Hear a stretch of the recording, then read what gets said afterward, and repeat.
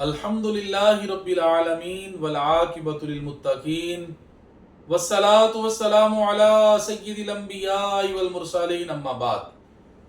मोअज़्ज़िज़ व मोहतरम नाज़रीन किराम, आज की इस नशिस्त में वुज़ू की अक़साम बयान की जाएंगी। क्या आपने पहले कभी सुना है कि वुज़ू की भी किस्में होती हैं? अगर नहीं सुना तो आज सुन लीजिए कि वुज़ू की 3 किस्में हैं। नंबर 1 फर्ज, नंबर 2 वाजिब, नंबर 3 मुस्तहब। वुज़ू करना फर्ज कब होता है? बेवुज़ू शख्स जब नमाज पढ़ने का इरादा करे तो उसके लिए वुज़ू करना ये फर्ज है, चाहे वो नफली नमाज हो, नमाज जनाजा हो या सजदा तिलावत हो। इसी तरह कुरान करीम को हाथ लगाने के लिए वुज़ू करना फर्ज है, चाहे उसकी एक आयत ही क्यों ना हो। वुज़ू की दूसरी किस्म है वाजिब।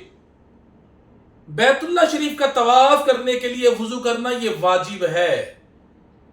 नबी करीम सल्लल्लाहु ताला अलैहि वसल्लम ने इरशाद फरमाया कि बैतुल्लाह के गिर्द तवाफ करना यह नमाज ही की तरह है, अलबत्ता तुम इसमें गुफ्तगू करते हो। लिहाजा अगर तुम में से कोई तवाफ के दौरान गुफ्तगू करे, बातें करे, तो उसे चाहिए कि वो अच्छी बातें करे। तीसरी किस्म है वुज़ू की मुस्तहब। पहले मुस्तहब की तारीफ समाअत फरमाएं। मुस्तहब का लफ्जी माना है पसंदीदा, काबिल तारीफ, मुहब्बत किया गया। शरई इस्तिलाह में मुस्तहब से मुराद वो अमल है कि जिसको रसूलुल्लाह सल्लल्लाहु अलैहि वसल्लम ने या आपके सहाबा इकराम अलैहिम रिदवान ने किया हो, या उसको अच्छा ख्याल किया हो, या ताबीन ने उसको अच्छा समझा हो, लेकिन उसको हमेशा अक्सर ना किया हो, बल्कि कभी किया हो कभी छोड़ दिया हो, तो ऐसे अमल को मुस्तहब अमल कहते हैं। हुक्म इसका यह है कि इसके करने से सवाब और ना करने से कोई गुनाह नहीं। अब वुज़ू की तीसरी किस्म जो मुस्तहब है वो समाअत फरमाएं। बावुज़ू सोने के लिए वुज़ू करना यह मुस्तहब है, क्योंकि नींद एक किस्म की मौत है और वुज़ू गुनाहों का कफारा है। लिहाजा सोने से पहले वुज़ू कर लिया जाए तो सगीरा गुनाह मिटा दिए जाएंगे। अगर उसी नींद की हालत में मौत आ जाएगी तो अल्लाह ताला के हुजूर पाको साफ हाजिर होगा। नींद से बेदार होने पर नींद के बाद दोबारा जिंदगी नसीब होती है। लिहाजा वुज़ू के साथ तहारत हासिल करके अल्लाह का शुक्र अदा किया जाए। हमेशा बावुज़ू रहने के लिए नबी करीम सल्लल्लाहु ताला अलैहि वसल्लम ने जन्नत के अंदर हजरत सय्यदुना बिलाल बाकमाल रदी अल्लाह ताला अन्हो के कदमों की आहट की आवाज अपने आगे आगे सुनी। तो सय्यदुना बिलाल रदी अल्लाह ताला अन्हो से इस बारे पूछा गया तो आपने फरमाया, जब भी बेवुज़ू होता हूं तो फौरन ताज़ा वुज़ू कर लेता हूं। इससे पता चला हमेशा बावुज़ू रहने की बड़ी फजीलत है। वुज़ू पर वुज़ू करने के लिए अगर पहले वुज़ू से इबादत मकसूदा यानी नमाज अदा कर ली या मजलिस तब्दील कर ली तो दोबारा वुज़ू करना ये नूर अला नूर है। लेकिन इसमें देखा यह जाएगा कि पानी दूसरों की जरूरत से जायद है या नहीं है। गीबत, झूठ, चुगली, हर किस्म के गुनाह और बुरे अशार कहने के बाद वुज़ू कर लेना यह मुस्तहब है, क्योंकि यह सब बातें गुनाह है और वुज़ू गुनाहों का कफारा है। नमाज से बाहर कहा लगाने के बाद वुज़ू दोबारा कर लेना यह मुस्तहब है। बालिग शख्स ने अगर रुकू और सुजूद वाली नमाज में कहा लगाया, यानी इतनी ऊंची आवाज से हंसा कि आसपास वालों ने उसकी आवाज सुन ली, तो उसकी नमाज भी टूट जाएगी, उसका वुज़ू भी टूट जाएगा।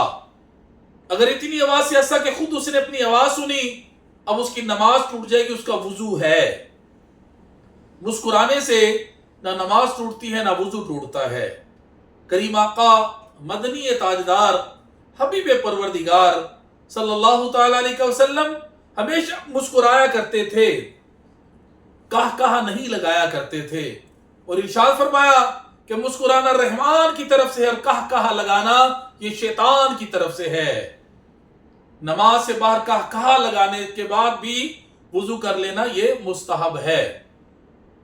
میت کو اٹھانے اور اس کو غسل دینے کے بعد وضو کر لینا یہ مستحب ہے، کیونکہ امام احمد بن حنبل رحمۃ اللہ تعالی علیہ کے نزدیک میت کو اٹھانے کے بعد وضو کرنا یہ واجب ہے، لہذا علماء کے اختلاف سے نکلنے کے لیے دوبارہ وضو کر لینا یہ مستحب ہے۔ غصے کے وقت وضو کر لینا یہ مستحب ہے، پانی ڈالنے سے غصہ ٹھنڈا ہو جاتا ہے۔ جنبی آدمی کھانے پینے، سونے اور جماع کا ارادہ کرتے وقت اس کے لیے وضو کر لینا یہ مستحب ہے۔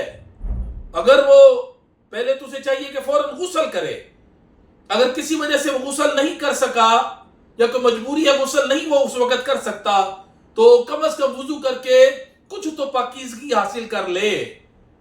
اس لیے جنوبی آدمی کے لیے کھانے پینے، سونے اور جماع کا ارادہ کرتے وقت کم از کم اس وقت فی الحال وضو کر لینا اس کے لیے یہ مستحب ہے۔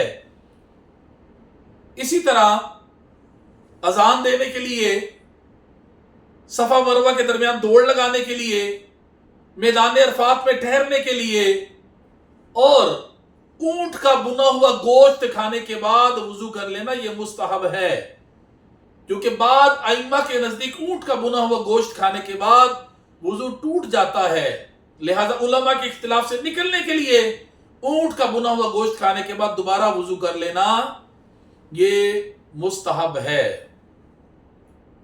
جو میں نے کہا اللہ تبارک و تعالی ہم سب کو اس پہ عمل کرنے کی توفیق عطا فرمائے۔ وما علینا الا البلاغ المبین۔